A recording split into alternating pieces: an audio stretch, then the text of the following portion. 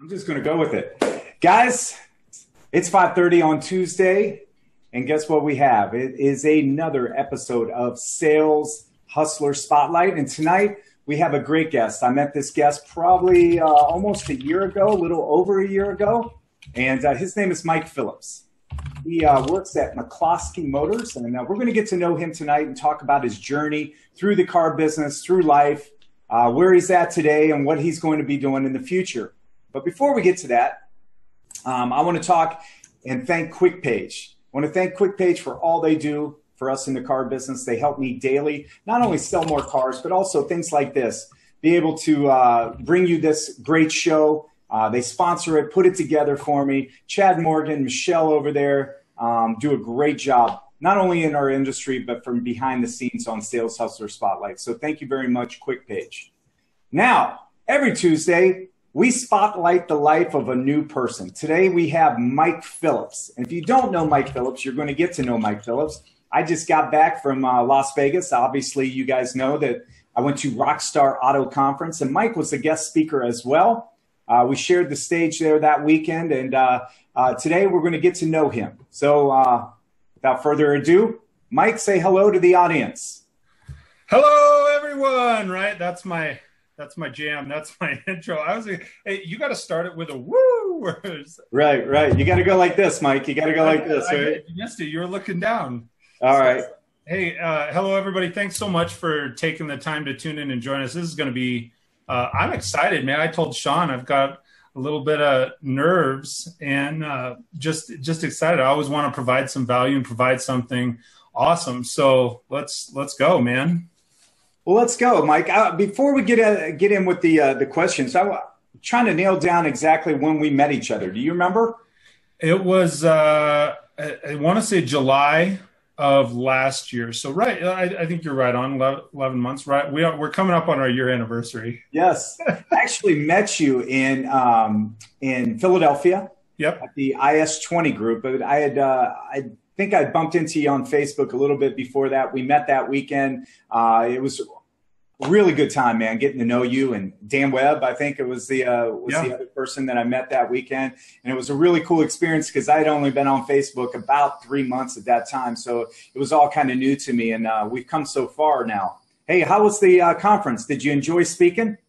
Oh, man, I had an absolute blast. I enjoy speaking and motivating anyway. You know, that was my background, was doing, and I know we'll get into that, but my background was I was a live roller rink DJ. So that energy and from the people that are there and being able to offer something, I had an absolute blast. I thought the conference overall, too, was really phenomenal. But, all of the speakers that Matt and Chris had lined up and stuff, I think that it was a really good conference. They did a really good job, provided a lot of value to the people that attended. I think you would say the same. And so for me, it was definitely a highlight, man. It was a lot of fun. Was that your first time speaking at an engagement like that? It was my first time speaking at an engagement in automotive. I've done some local speaking, some high schools, Future Business Leaders of America, local, business groups and local seminars, and then in, some 20 groups in automotive. But as far as something that size in automotive, that was the biggest group that I've spoken to or entertained and engaged with. So, yes. Well, good, man. Let's jump into it, man. It's awesome having you on the show. I'm excited. If you don't know who Mike is, Mike's not only in the auto industry, but he does so many things on the social media front. I've watched his podcast from day one called The Front. It's a leadership podcast. Very, very good content, which I've always liked about Mike. Mike always puts great content out there for you. It's not fluff. It's just real stuff, real things we deal with. And I like that because it comes from a leadership side. He's worn every different hat pretty much in his place of business, and we'll go over that tonight. But thanks for gracing us tonight, Mike. Let's start from the start. I can't tell your journey, and I can't get to where the finish line is without talking about the beginning. So tell us a little bit about where you're from and about your childhood. Sure. So I originally, I'll go all the way back. Originally, I was Southern California, and my dad was a LA County Sheriff's Deputy, Orange County. And so that was in the 70s. That was quite an adventure, I know, for him. And then my mom was a kindergarten teacher. And so they migrated from California. They said, I have a sister as well. My sister's a year and a half my junior. And my parents had said, man, we do not want to raise kids in LA in the 70s for people that were there. So they moved from there, migrated to Colorado to Steamboat Springs. My dad stayed in law enforcement. We had horses and my childhood really, I think we moved there. I was probably 3 or 4 years old. So I learned to ski from an Olympic champion, Billy Kidd. If anyone who's watching this remembers Billy Kidd, he was a ski champion in the Olympics. I couldn't tell you what year, early 80s. But he was our ski school instructor. After school, you could go to the mountain and you had like an after school ski session, like a junior academy type of deal. And he was teaching ski classes. So learned to ski, kind of grew up a lot of my childhood there. Unfortunately, parents divorced. My mom then moved to Colorado Springs in the mid 80s and kind of saw the rest of my childhood here.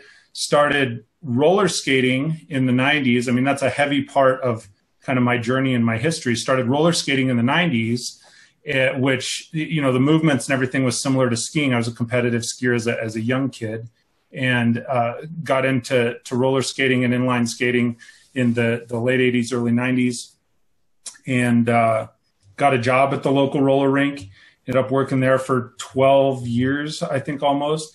And it is a different world. I got into DJing live, right? That was the thing. You learn how to use your voice, and I had 2 turntables. And so in 1992, whatever it is, I'm learning to scratch on 2 Technics turntables, right? And it's like, yeah, okay, this is the real deal. And when you're DJing at 16, 17, 18 years old live in front of 500 of your peers that are heavily female populated, you get a false sense of what it is to be in that DJ world. So I decided kind of that middle teens, I was like, okay, I'm the next Casey Kasem, man. I'm going to go to school for broadcasting, and that's what I'm going to do. I'm going to DJ. I'm going to do broadcast. And that's a different world. So, and I'm just kind of progressing everybody on through here. I ended up dropping out of high school and took my GED, justified it to myself that it was quote unquote testing out of high school, which that's probably one of those things you look back on and it's like, if I had it to do differently, knowing what I know now, probably would have changed that. But I was a high school dropout and did my GED, continued working full time at the roller rink, went to a community college and started broadcasting. And so that was my journey. I was like, okay, how do I get famous? How am I the next Casey Kasem, the next Rick Dees? I'm DJ'd a little bit on the college radio station, got about 1.5 years into broadcasting, and then they make you do video. And I was like, this is junk. I'm not doing video. When am I ever going to do video? Right? There's some irony to that now, but I'm like, this is garbage. I'm not doing video. I'm out of that. And it's so funny. My wife and I, she'll even look back and she says, you should have done the TV broadcast part because you'd have made a great game show host. Right. So I, did that, continued working at the roller rink, had, some rough starts. I've talked with many people, so my sister and my mom was single all through our late, single digit years, early teen years. We were at home often by ourselves, raised by a single mom. I'm kind of backtracking here now, but, got into the roller skating deal. Fast forward, after I had done the community college for a little bit, then I quickly, like 98 maybe, bought into our first business. I had a gal I'd been dating. We got married, bought a house, bought a business, got a dog, had a baby, then got divorced. Everything fell apart, had to sell the business, got out of that. And that was all in about a 5-year time span. So I tried on when I was going through a divorce in 2002, 2003, during that time, we'd had our first son, my oldest son, who's now 17, and didn't know exactly what I was going to do because I I got quit from the roller skating, but you know, you get into something early on and you think, man, so now I'd gone from being a famous DJ. Now I'm going to own this business. I'm going to own a roller skating rink. Believe it or not, there's a ton of money in roller skating because nobody's doing it, right? Nobody owns roller rinks. And so there's a bunch of money in it. And I'm like, oh, this is what I'm going to do. I can do this with my life. And then I got quit. That's where the person comes in and says, hey, you know, I'd gone through my divorce and I was a mess and I'd started drinking some and so forth. And they said, okay, well, you're out. And they were just getting ready to say you're fired. And I said, no, well, you can't fire me. I quit. I beat you to it. I'm out. Right. And so at that point, took like 6 months off, kind of rekindled my life, lived in mom's basement, 27 years old, which is always, many people have been through that. I know I've watched a lot of your shows where you go through that rebuilding and it's like, well, what do you want to do? Fortunately, for me, I don't have a real heavily addictive personality. So like the drinking thing, I tried it on and I was like, well, this is what's going to make me awesome.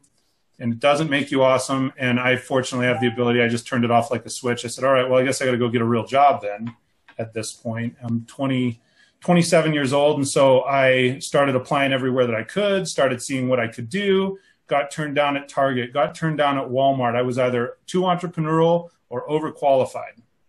Right? I'm like, okay, wait a minute. I'm a high school dropout with a few college classes, and I'm overqualified to work at Walmart. I was actually told that by an assistant manager at Walmart. So that led me, like so many, you know, got in the car business by accident. I had a guy contacted me who I'm still friends with, Craig Lockard. He's on Facebook. I don't know if he's watching right now or not. I hope he is. Somebody should tag him if they're connected. And his company contacted me and said, man, we think you'd make a fantastic automotive salesperson. Well, and they don't tell you automotive salesperson. When they're recruiting, it's like, hey, you would do really well in sales. And so I said, all right, cool. Where do I go? And they give you the address and you show up and it's a used car lot, right? And that's what everybody's dream has been, right? I want to be a used car guy. That was never one of my dreams or considerations. So I got into the car business and I remember saying to myself mentally, I said, you know what? As long as I can make it, as long as I can make my bills, I'm in, which is the totally bass-backwards mentality to have at anything. Well, that's all we know at that time of your life. At what age were you at that time, Mike? I was 27, 28. All right. So a little bit before that, I did not know that about you, Mike, that you did not go through college or high school and get a college or a high school degree. I did not. That is most people don't. That's not something that you brag about. Yeah. Here's one of the things I love. And Jim Ziegler, I don't know that he's in here, but he's got HSG on his business card. I remember when I met him in 2005, I saw that it stands for high school graduate. And I remember when he was explaining it, I was like, that was one of the first times it hit me that I said, well, I wish I could put HSG on my business card.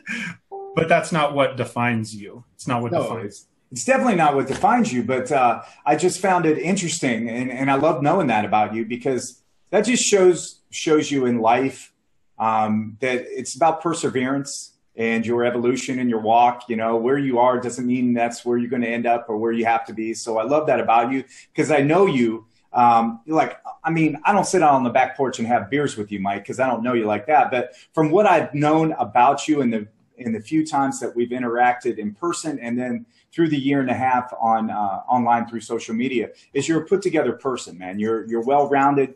I would never have guessed that about you. And I thank you for exposing that because there's probably a lot of people tonight that are listening in our audience that probably have hidden that for years from other people. So I like that. That's what I like about this show. Just expose it all, you know, because we're all unique in some way and we're all, you know, on this journey.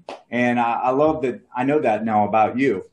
I will tell you, I know now. And like I said, it's not necessarily a regret, but it is something I look back on and go, man, I probably didn't make the right decision at that time. But then again, if I had made a different decision, would I be where I'm at right now? And everybody's journey is unique. And so even, you know, I've been through that with my 17-year-old son. He's, I don't know if I'm going to go to college and I don't know if this, and it's like, okay, I have to accept that I understand his journey's unique, but I'm still pushing him because he's got some different opportunities probably than what I had. So, well, you know, I was actually just talking about that with somebody last week saying, you know, about my son, you know, he's in college. Mm-hmm. At the end of the day, if I should take advice from anybody, it's find your passion. Don't worry about the school. But at the end of the day, we as parents always want our kids to finish school. You know, it's funny because we'll sit here and give advice to other people. Find your passion. Don't worry about it. Go for it, you know? And then we're like, when it comes to our kids, we're like, no, man, come on, man, finish school, right? So it's really funny. All right, so you get in the car business about 27, 28, yep. All right? When you first got in there, did you like it? What did you like about it? What did you not like about it? I absolutely, when I got in from the beginning, I was hooked after the Automax class. I was like, oh, this is the next big thing, right? I can go in and I can manage myself and I can sell and I can depend on myself to produce an income and a living. And as long as, and I remember saying it multiple times, and as long as I can make a living at this, I'm in. And then once I got out of the class, it was like, man, all of a sudden it got real. And I didn't sell a car for 2 weeks. And part of it was because the guys on the floor, the existing salespeople, are not, at that time, were not the most encouraging. I don't want to say encouraging. They weren't helpful. let's call it like it is. So I get in and I start selling. I sold my first car. I sold a gigantic truck to a guy. It was like 10 o'clock. You know, it's how everybody starts. It was like 10 o'clock at night. Everybody else is ready to go home. It's me and my GSM. And he's like, hey, there's a car on the lot. And I'm like, you have to be kidding me. Like, it's the second to the last day of the month. I have 0 cars out. And this guy's got a temp tag in his window. And I had already been educated by those guys for 2 weeks. So I take the up. It ends up being my first car deal. We traded him out of, I think, a Focus into like an F-350. And then literally the car I showed at the conference, that 84 Chevy Celebrity, had been on our lot for like 300 days because it was ugly, man. And that was the second car I sold. That was what kicked off my March in 2004. And that was the second car I sold. I went from, 12 to 15 to 18. I was about a 20 to 25 car guy at the time. I averaged probably 18 to 20. There were months I'd sell 23, 25, never really dropped below 15, except for September. I will never forget September 2004 because I'd made the most money in my life in August. And then in September, I absolutely crapped the bed and I was like, oh man, wait a minute. This is real, right? You can make a ton of money, but you can also not afford to buy groceries. And fortunately, because I was smart, I put some money away at somebody else's advice. Then, it kind of continued on from there. And because of my business background, our owner, Joe, who I'm still with, and he's awesome, he gave me an opportunity. I spent 1 year essentially in sales. By August, I was our first auto trader guy in our store. It was before the internet department, right? That the kind of 99 to 2004, people dabbled in the internet. And so I was the auto trader guy. I didn't get to be an internet guy. I didn't get to be an internet manager because if people are like, we don't know if this is going to stick or not. And so I did that. And then December of that year, our owner said, hey, what if I were to have you trained to go to F&I? And I would have loved to. I understood the accounting from the business background. So I started into F&I, and then we had some significant changes in our store, and our owner took a chance at me. I had 3 weeks of F&I training, and we had some turnover at one of our stores. And he says, hey, man, if I handed you the keys to the store, what are the first 5 things you'd do? And I said, well, I don't know. First thing, I'd probably call a meeting and let everybody know what the heck's going on. Second thing, start establishing a training schedule so that people could, it seems like we don't really get a lot of training unless we do it ourselves. And then I went through 3, 4, and 5. I don't remember what they are at this moment. But he goes, okay. And he says, well, do me a favor. Hold your hand out. And I held my hand out and literally dropped the keys to the store. He says, you start Monday. So, he just was willing to take a chance because I had passion and fire and I had the respect of the guys on the floor because I had continued to be, and I'm not saying this grandstanding, I was the top salesperson in our store at the time. And so you had that peer respect. And so we ran for the first 6 months with me and 5 salespeople, and we were selling, 60 to 80 cars on nothing but adrenaline, passion, excitement, inspiration. Because I had an F&I guy that helped out, but I had 2 whole weeks of F&I training. It was a different world. And so that was how my first tiptoe into management.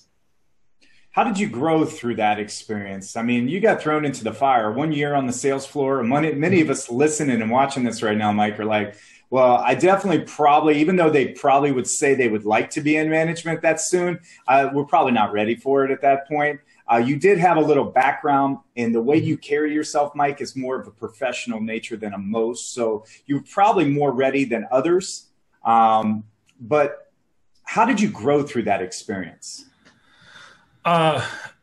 Well, two things. One, I was not ready. I was so not ready. I don't think anybody who says they're ready is I don't even then think they're ready. They're probably cocky, but they're not ready.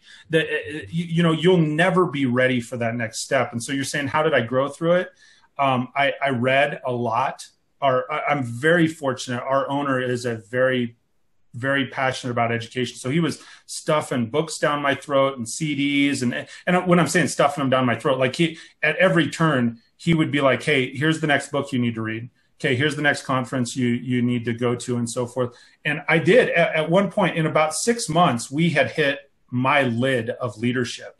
That's a John Maxwell philosophy, if anyone's familiar with John Maxwell, but like it's the law of the lid. Like I had taken the store as far as I could go at my current capacity because I didn't really have an F&I background. And so at that point, we actually did a flip-flop, and I went back into F&I. We hired a store manager. Then I went back to being a closer. Then I went back to being a store manager. Then I went back to being a closer. And so it's like playing chess with, fortunately, I've never been somebody that was really heavy on the title. I was more heavy on what can the learning and growth get me. So one, I think I'm very fortunate to have a mentor and someone that was willing to take that chance and grow me. And it was one that, I'd pick up car sales books. I watched the movie Suckers and learned what not to do, right? You know what I'm talking about, right? One of the second and place, the Badger commercials. And we watched the Badger commercials. They were hot about that time frame. And then in 2006, Tony Robbins came to the Broadmoor. And so I did everything I possibly could to scrape up I think it was $1,500 to buy a ticket. And so I went and did that, and I was like, holy cow, I can do that. So just at I think it's that teachable and coachable mentality is part of it, but I was surrounded with good people. The other managers wanted to see me succeed, and they knew I wanted to see them succeed. Our owner did the same. If there was ever a time that I said, hey, I need a weekend off because I want to go see Tony Robbins, he's like, okay, done. How do we fill the seat while you're not there? So it's there's so many books out there, and then the internet was coming on. So YouTube came on in 04 or 06 timeframe. Yeah. And even then people started posting, positive things and so forth. And so I think it's a definitive, like I'd been through the dark time in my life, and I was like, I'm never going to go back there. I'm just going to keep growing and learning. And at some point I thought, well, maybe I'll be a GM or an owner. And then I saw Tony Robbins speak, and I was like, man, I want to do that. I want to impact 10,000 people. How do I impact 10,000 people to just have this highest level of motivation and inspiration and happiness and success? So that was kind of my first couple years in a nutshell.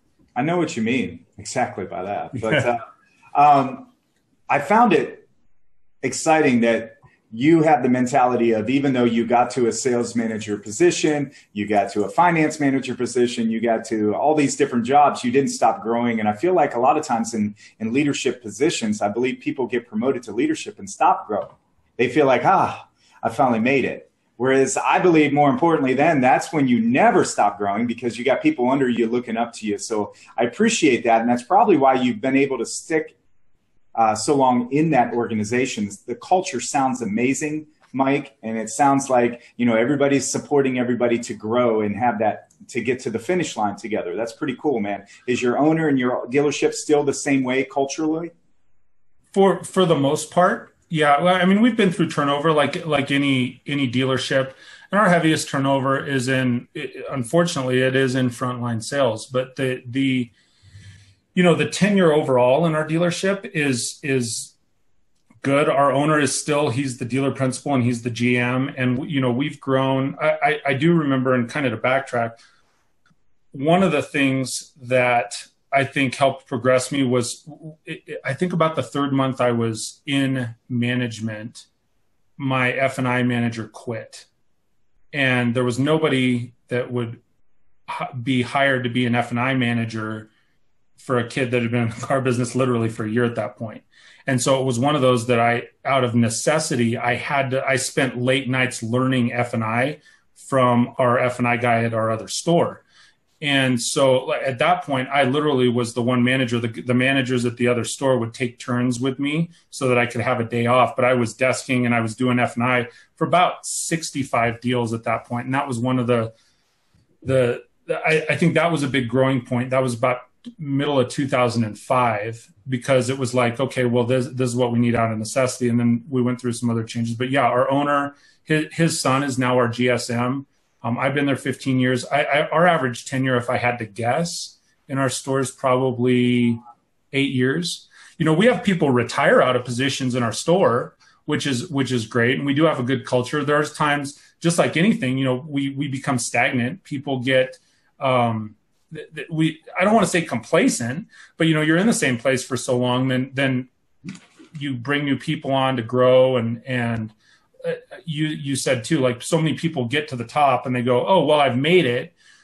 The people that go the furthest, and I think our owner is this way, and that's something that I've taken from him, is, well, yeah, I'm on the top of this mountain right now, but if you look over there, there's actually a taller mountain. The problem is I got to go through the valley to get there. Yeah. You know, there's no plane, there's no hang glider from right here. That's great. I love that, because you're absolutely right. If you can look around, you can always see a bigger mountain. But the problem is sometimes we don't set our goals to that next mountain. We kind of just stay complacent in that mountain that we're in. And that's what I want to talk about in my next question. Okay. You know, a lot of times in this business, I became stale. A lot of people become stale. We become comfortable and complacent. We don't look for outside inspiration. We don't push ourselves to that next limit to see our potential. What's the best advice that you would give through somebody that became stale in their industry, stale in their occupation? And then I also want to ask that same question to somebody that is new starting in the business. So it's a two-part question.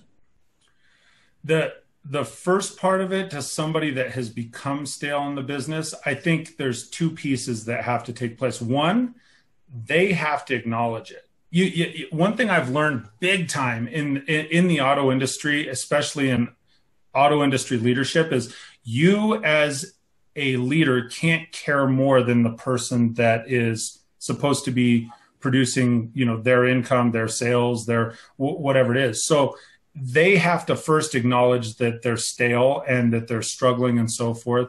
And then I think often if they can do that, it's deliberate. They have to deliberately seek out somebody that might care enough, quite frankly, I know there are a lot of dealerships that work this way.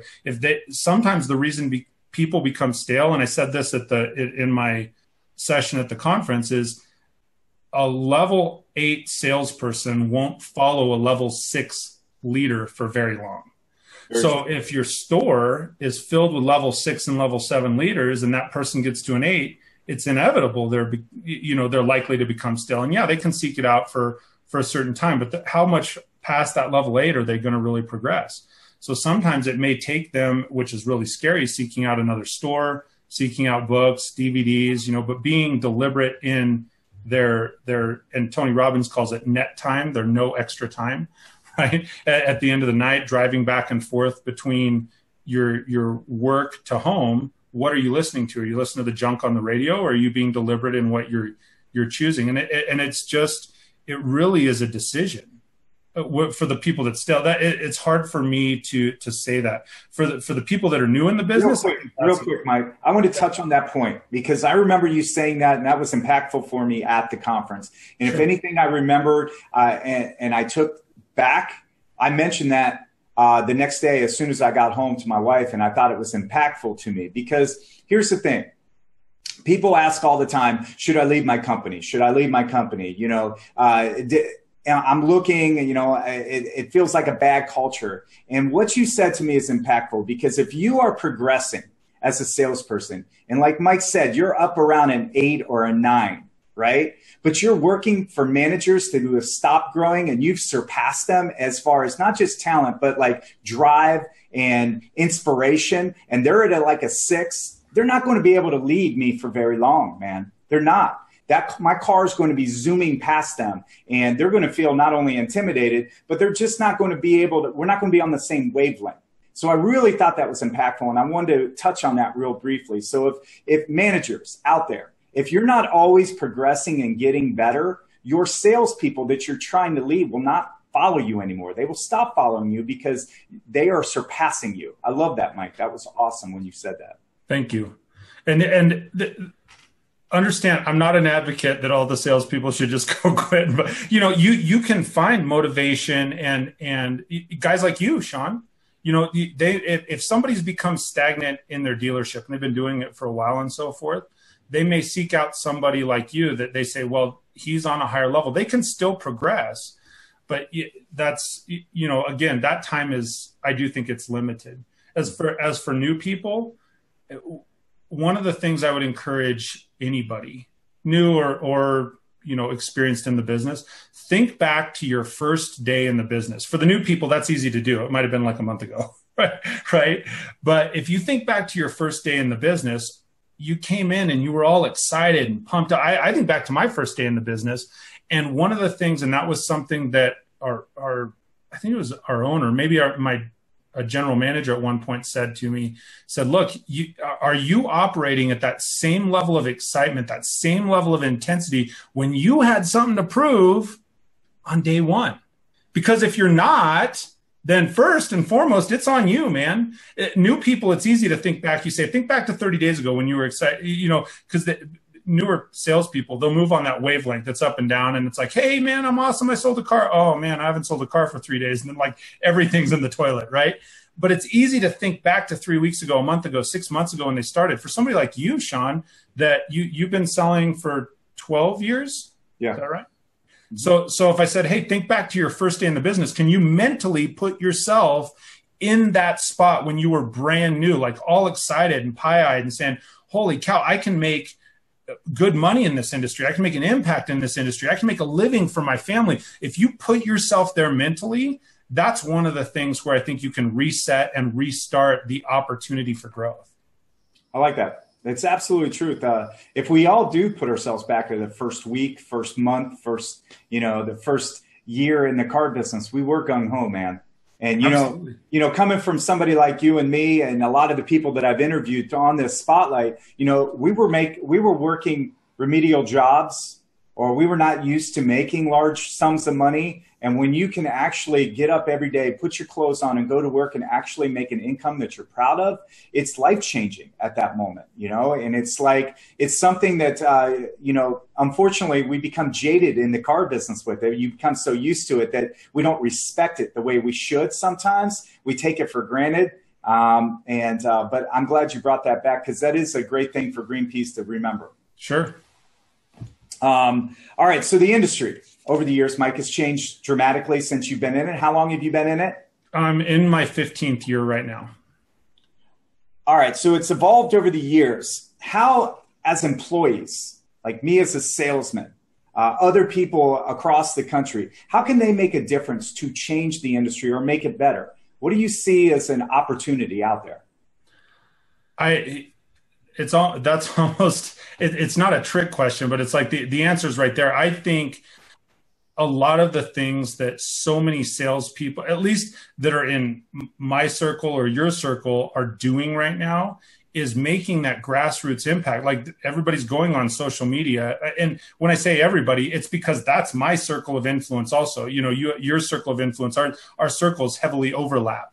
And so it's like the things that people are doing, just going on and bearing. We have such a huge advantage with social media right now in the auto industry to just be real and be ourselves. And the big key is that when you are presenting yourself on social media, when somebody walks into the store, they go, hey, how you doing? You have to be personally congruent. You have to be the same person you presented yourself as. Because Otherwise, it doesn't make a difference. They go, oh man, this guy's just trying to make a sale, or this gal's just trying to make a sale. You know, how can salespeople make a difference? I think it really, truly, right now, more than ever in history, it is one person at a time. And because we're so connected, everybody's so connected. Customers are so connected. I was talking to my BDC. I sit in the middle of my BDC center. And one of the things I said to them, we get frustrated. We as salespeople, as BDC reps on the inside of the industry, like we know how it works, right? We know how the industry works. And we get so frustrated. Like my BDRs are making 120 calls a day and they're talking to about 40 people, call it. And they get so frustrated because on that 35th call, they're going, well, it's so frustrating. The customer's calling and they're asking the price and they could look this up. And it's like, yeah, it's the 35th time you've had the question, but it's the first one for them. So you have to treat each person as that unique and special individual that they are. And when they do that, that's when stuff like social media and the internet and everything mushrooms out. Word of mouth is still huge. I mean, word of mouth is still, that's how you have guys like, and again, in this circle, guys like Glenn Lundy and his team in a town of, I don't know how many people are in the town. 9,500. How many? 95. So 9,500. So you can't tell me they're selling 10% of their local population every month.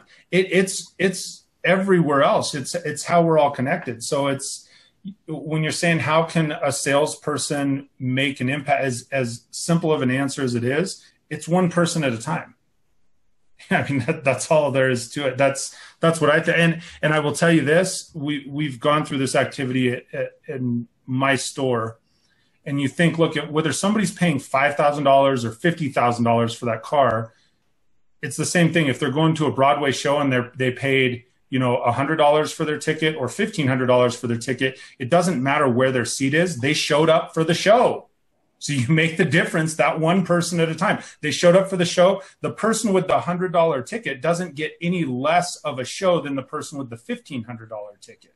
Yeah. Right. And you'd be really ticked off if you paid $1 and showed up and they're like, well, this is like the 35th time we've done this show. So we're just going to run through the lines, man. Right. I know what you mean by that. Actually, when we were doing that sales hustler tour where we was going city to city, I don't know if you remember that, but we go to couple of the cities and there was like 70 people there, right? And like 60, 70, 80 people in a room, right? You're all jacked up. We fly all the way across to go to Seattle and 8 people show up. 8. And you're like, you walk in there and you're just totally dejected and deflated because you take it personally. But then, Dave and I looked at it as an opportunity, like, look, this is 8 people that we can touch and the show must go on, right? And that's the way we have to look at every customer that comes in. I don't care if they come in and they say they just want to sit in the car. I don't care if they come in and say, I'm not buying for 3 weeks. I'm not buying for a month. I don't have my husband with me. I don't have my wife with me. All the things that we get. The show has to go on. And we have to give that performance every time or it will fall flat and they definitely won't buy from us then, right? Right. All right. So you've been in the industry a long time. I want to know something that frustrates you, okay? And maybe it has for a long time. Maybe it's changing now, but for whatever reason, it still frustrates you and eats at you. And if you had the power to change it, you had the old magic wand that you could touch and change it, what would it be? Can I give you 2? Absolutely. You can give me 2. I don't care. I'll give you 9. No, I'm just kidding. Okay, I'll give you 2. One is and there's not anything other than the answer to the last question that we have to impact it one person at a time.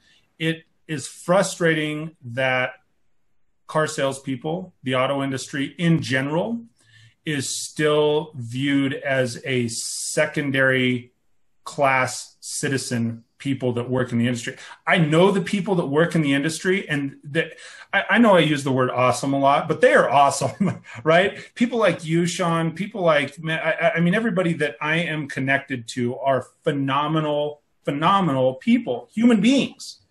And so it's frustrating to me that there's still that stigma and that view from the outside. And it seems to be perpetuated often from the vendor space, there's that extra layer, because I do digital marketing. There's that extra layer in you. Okay, you have the public, right, that's looking for stuff. Then you have the vendor space. That's that layer that in theory is educating the customer, pre-educating the customer. And then you got the salespeople, and not necessarily, it could be columns or however you look at it, but that those are not always in harmony. And that's very frustrating to me. And then what do you mean by that? And why do you think it is that way, Mike? Why do I think it's not in harmony? Why do you think it's not in harmony? Oh, I was going to say, for the industry, for one, I think that the salespeople that came before us, I mean, they earned that reputation. So that's one, but why is it not in harmony? This may hurt some people's feelings, but I think it's not in harmony because for most companies, most vendors, not all, it's about the dollar, man. And here's one of the things. I have said this for many years because I handle the marketing. I've handled the marketing for many years in our store. When I say it's about the dollar, many vendors, I want to be specific, not all, I'm not going to name names. You can't ask me and I'm not going to name names. But there are many vendors that we as the dealer are their customer, but they're educating our customers in a less than savory fashion, in not a good fashion. And I've looked many vendors in the eye, and some of them that are no longer a Mike Phillips fan, and said, here's the problem. You as a vendor forgot who your customer is. I'm the one paying the bill. We're the one promoting your site, and then you're going on and bidding against us on Google. How is that any kind of harmonious relationship? Like, that's insane to me. We're paying them to advertise against us. Well, if they perpetuate the negative stigma of it, then you need them more is basically what happens, right? Sure. You need me more because the public hates you, and I'll make it better for them. But then they're going in behind us and perpetuating the negativity. Is that basically what you're saying? Absolutely. And then the second one, yes, that's what I'm saying. And then the second one is it is frustrating for me. I'm working in a dealership, and it's frustrating often for me from where I sit. And I would encourage the people that are watching this, the level, this is a bad way to say it, or maybe it's not, I'm just going to say it. The level of false expertise that has infected the automotive industry at a level that is approaching salespeople, if that makes sense. People come in and go, oh, well, you got to do it this way. Or we'll have people all the time come in our store and say, oh, yeah, well, we got to do this. There are a lot of, and that's the deal too. There are a lot of really good and outstanding people that have a lot of expertise and add a lot of value to people. On the flip side of the coin, there are just as many that, same deal, is they're in it for the money. And so you really have to be careful who you choose to feed your mind with. I mean, I think that's really, again, reach is huge. Reach is huge right now. Social media, internet, anybody can perpetuate themselves as an expert. You got to ask, well, are they? What are the credentials? What makes them an expert? That's great, Mike. That's great. Watch who you follow. Absolutely. Listen to the true person. I really follow people that are transparent nowadays. I really do. I have much respect for people that just lay it on the line. They weren't perfect. Things happen. They've grown. They've learned. I don't want you to be perfect, Mike. I never want you to ever be perfect. I want you to have gone through things. I want you to have had some falls, some valleys, some pits, come out of it. I love a good comeback story. So that's the people that I tend to partner with and respect, man. I'm with you on that. All right. So you've been in the industry for a good amount of time. You're on what? Second wife? Second wife. Second wife. Second and final. Can I say second final? Final wife, right. Yeah. You've been together with her for 12 years. All right. Yep. I know this about you, that your family is very, very important, because every time I've met you, we have talked about family. So massively. That's very, very important to you. I've met your wife this past time in Vegas. He outkicked his coverage, everybody. She seemed like a really nice girl as well. Yes.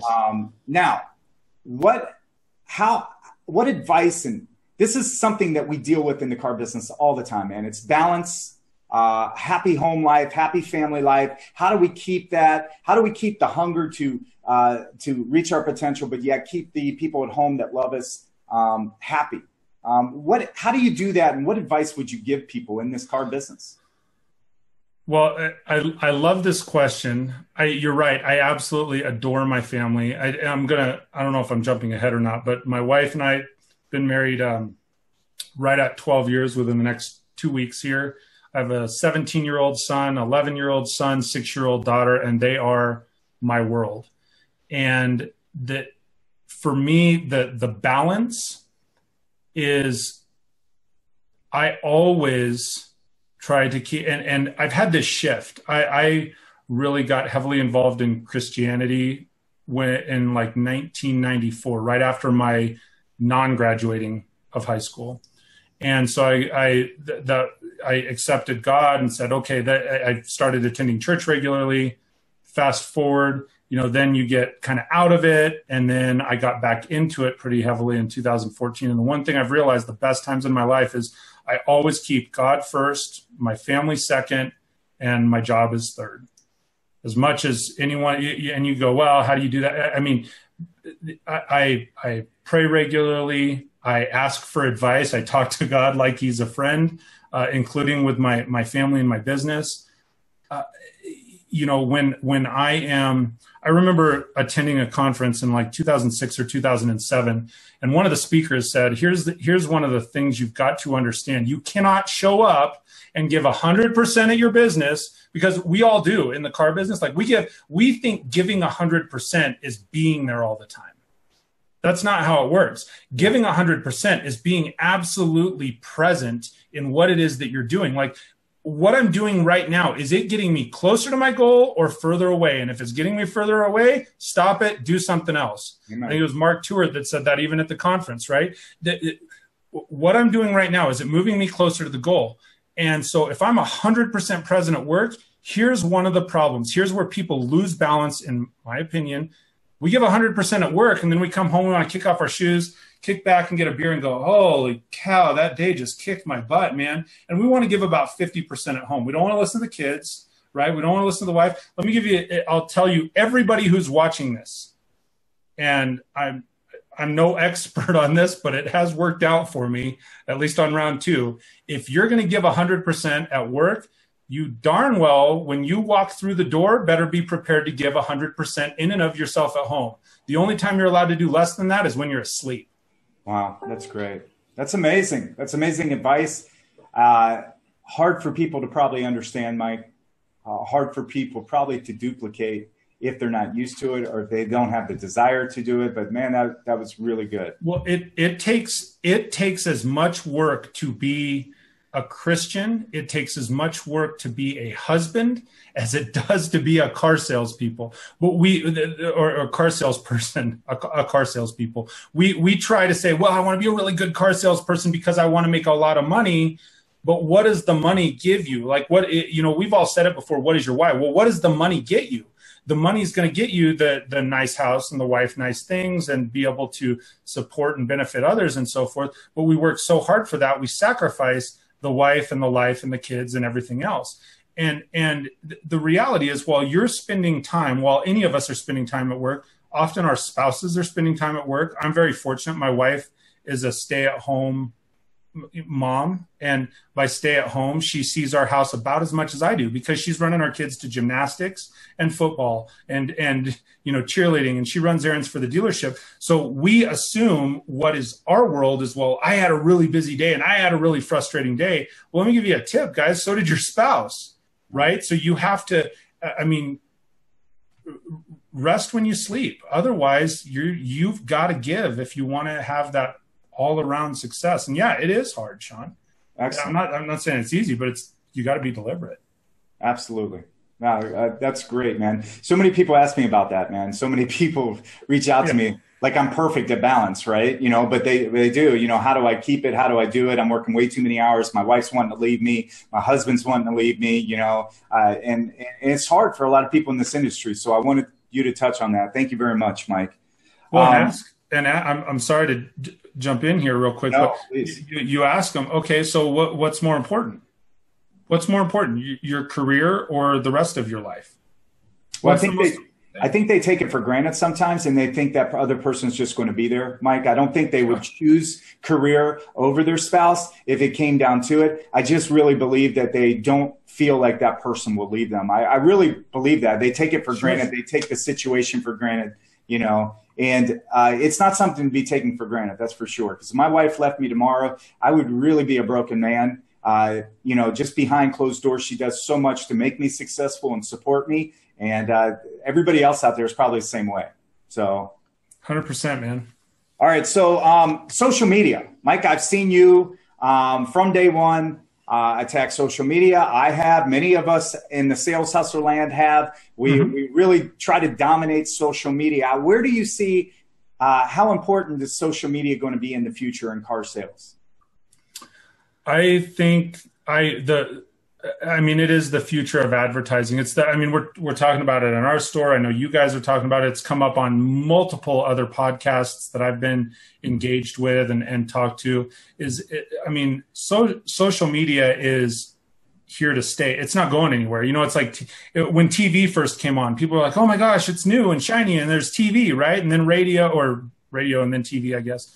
So you went radio and TV, and then now they're just mainstream. They're influencing mediums. And then the internet, and I was in it, you know, in 2004. Still, people were going, "Holy cow, the internet! It means doom for the auto industry. Everything's going to break, and we're just going to have to shut down. And they're going to sell cars at the click of a button." And that hasn't happened yet. And then, you know, social media, same thing. It's come on, and I think realistically, and this is just my opinion, but in the next 2 or 3 years. It's going to be much more mainstream. It's going to be much more crowded. It's going to be a lot of people talking and nobody listening. And then something else is going to come along. Right. So I think social media is tremendously important. At one point in 2010, maybe it was, I had 55 different social profiles. If a social media network came on, boom, I was signed up, right? I was capturing my name because that's the next big thing. And then fortunately now I'm down to about 8. Yeah. All right. So what is the proper way to use social media to help you sell cars or gain exposure? You probably see people doing things correctly and incorrectly, at least in your mindset. What is the right way to use it? I don't know that there is a right way to use it. I mean, what's going to be the right way for the individual? You know, be yourself. Like how you use it and how you're attacking it is different than how I'm attacking it. You know, you have a different audience. I think on any social platform, you have to ask yourself, well, who's the audience that I'm talking to, right? Yeah, you said that to me last week, like, who's my customer? And your customer doesn't always mean that they're a paying customer buying something from you, but like, who is it that you're talking to? I think it's tremendously important to be consistent.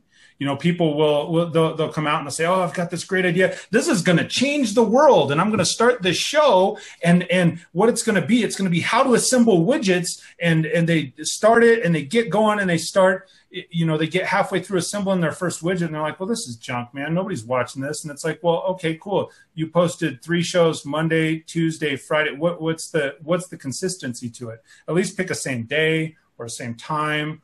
Or some consistency to what you post. There has to be personal congruency to what you do.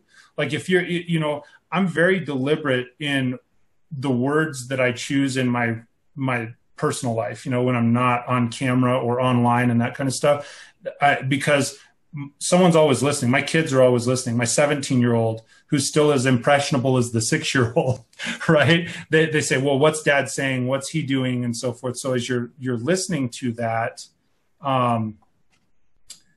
as I am engaged with what I'm doing in my personal life, then I think that has to be congruent with what you're posting online as well. I would agree. You know, not a bunch of, you know, if I was posting stuff because I thought it was quote unquote funny that contained F-bombs or curse words and that kind of stuff, that's just not who I am. I mean, you know, if you're Gary Vee or you know, Frank Lopes has a different style and a different delivery than I do. And Frank Lopes is the same person in person as he is on his profile, right? You get the same individual. So I think that's really key, is you have to be congruent to who you are and who the audience is that you're speaking to. I would agree. I think it's very important that you're transparent. You are the same person. You have consistency and discipline in your approach, and you have to stand out and do things different. I believe you are right, Mike, that here in the near future, I believe more and more people are going to keep doing the same thing, and then it's going to become noise. So you're going to have to find something, a different avenue, a zag when everybody else zigs, and to stand out in this industry, because everybody's going to be on social media. Everybody's going to be doing video. Everybody's going to be branded. Everybody's going to have a logo and everything else. So yeah. I really believe you need to stand out. At one point, everybody needed to have a website, right? Years ago, everybody needed to do liner ads, and it's just the evolution. Something happened here, Mike. I'm not showing on camera anymore. I'm still showing on camera, so this is my good side. I don't know if my camera went out or what, man, but I'm not on here anymore. I don't know. I can still see you, and I think people can probably still hear you because people are still tuned in. So we'll just keep going. All right, man. What inspires you today, and how does that differ from the Mike Phillips of 12 years ago?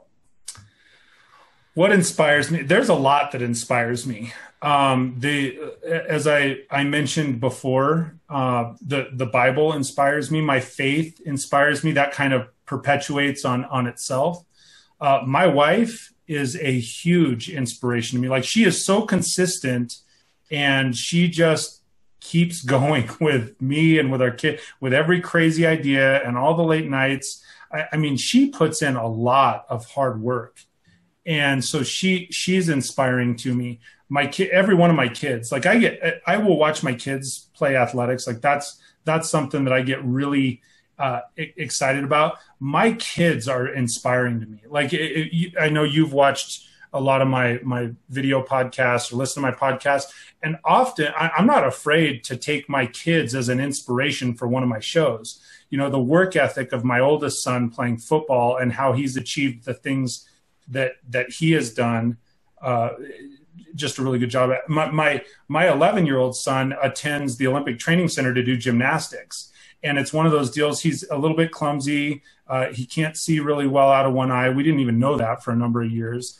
He's pigeon-toed, and he's performing as a level 6 gymnast and pulling stuff off. Like, to me, that's inspiring because he just keeps going, right? And we nurture that. But it's like, yeah, you can do whatever you want. Okay, well, and we're trying to get contacts because the whole glasses thing and not being able to see and trying to stick landings is a tough gig for him. My daughter is the same. She's 6 years old, and she's a competitive gymnast, and just watching what she's going through, it reminds me, because kids are fearless. Not just my kids, everybody's kids, they have no fear. When you tell them to attempt something, they go, oh, all right, cool, let's give it a run, right? And they'll try it 4, 5, 6, 13, 14, 15 times. As adults, we try it once, and then we go, yeah, that kind of sucks, and it was embarrassing, so I'm not going to do that again, right? Kids will try until, as adults, somewhere around those teenage years when we get bullied and picked on and you develop that, we decide, yeah, that's not a good idea anymore. So certainly my kids and my wife are inspiring to me. The Bible and my faith is inspiring to me. There are so many things. People, Shawn, speaking frankly, people like you that are doing something different. I mean, for goodness sake, you got online a year ago. That's inspiring to me. People like Matt Koenig that says, hey, we need a different auto conference. That's inspiring. I mean, we could go on for another hour, and you got like 5 minutes. So to me, I try and find something, just one thing every single day. You know, when I get up in the morning, I am very deliberate. I do not grab my phone first. When I get up in the morning, the very first thing is I thank God for where I'm at. And I think about, okay, what are 3 things I can be grateful for right now in the moment? And that kickstarts the day. So there's so much that's inspiring to me, you know. So Mike, you do all this every day. You do your podcast, The Front. You're on social media. You're a manager at McCloskey Motors. You're a husband. You're a father. Where do you see yourself in 5 years? What is your inspiration? Where do you want it to all go? Because you don't do all this social media for nothing. I mean, if you just want to stay at McCloskey Motors and retire there, there's no reason to be doing all this. You have an inspiration to go somewhere with it. What do you see yourself doing? I want to... Casey Kasem. I don't want to I don't know that I want to be Casey Kasem anymore. I definitely want to inspire and motivate and help grow other people. That's one of the draws that has kept me at McCloskey Motor. One, we have really good ownership. But one of the things that I have stayed there for is I get one-on-one interaction sitting in my call center. I have 10 people that work directly for me. And I have the opportunity, not just one day to make an impact on somebody's life. And then, well, hey, what happened tomorrow or 6 months from now?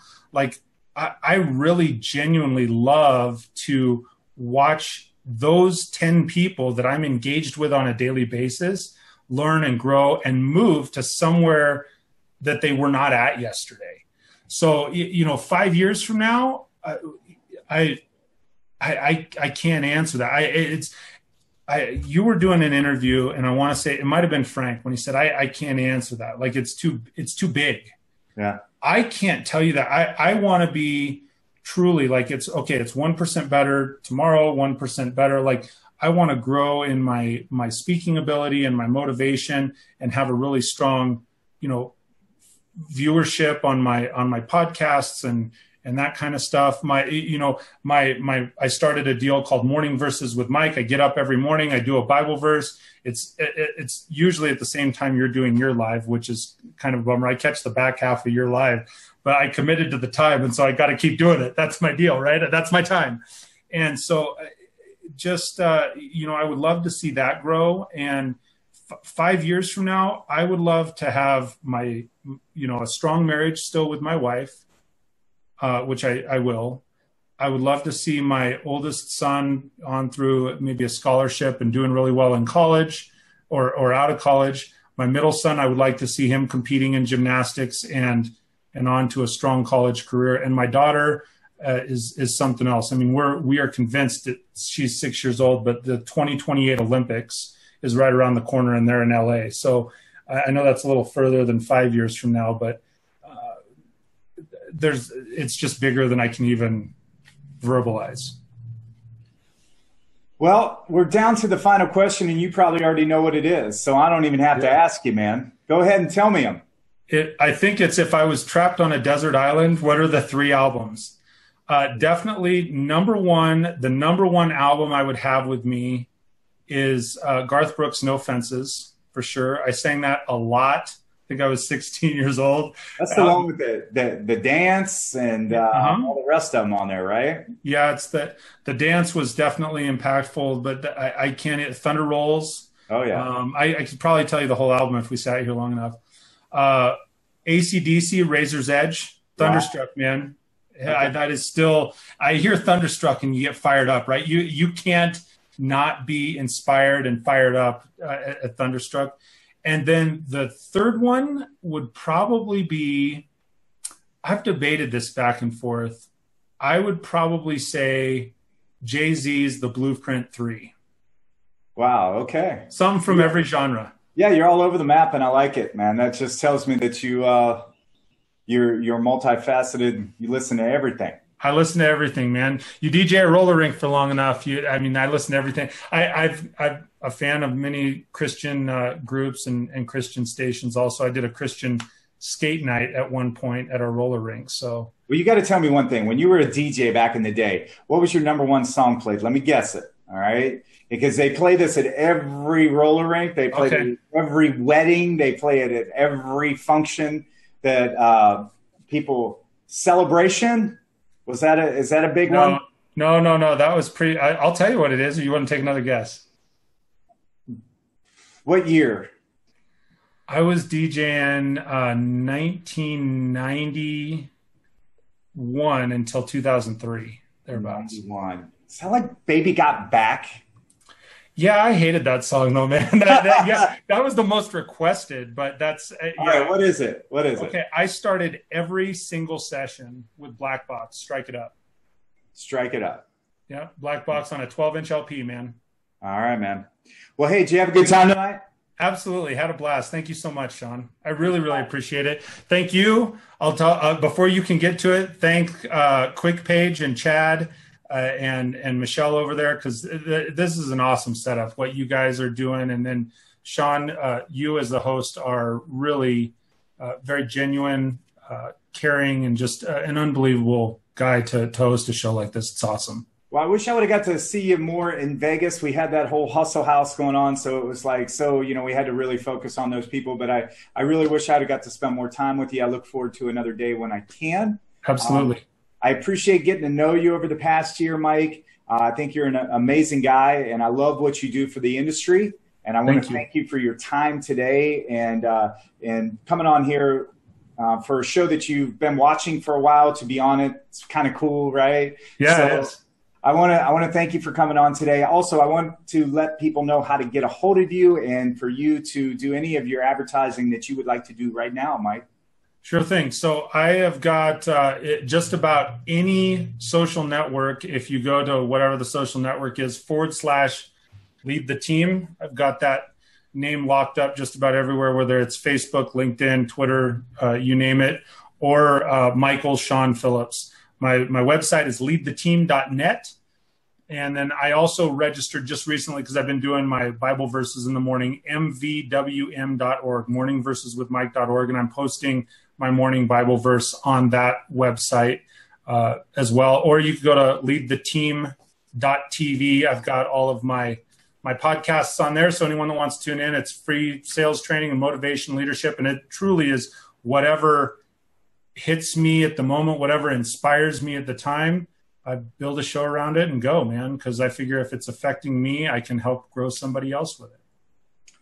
Well, guys, that's all of the show tonight. I got an exciting show next week. I'll tell you tomorrow who it is. I want to thank Mike. I want to thank Quickpage. I want to thank everybody that's a part of the show. I appreciate you, and I'll look forward to seeing you next week.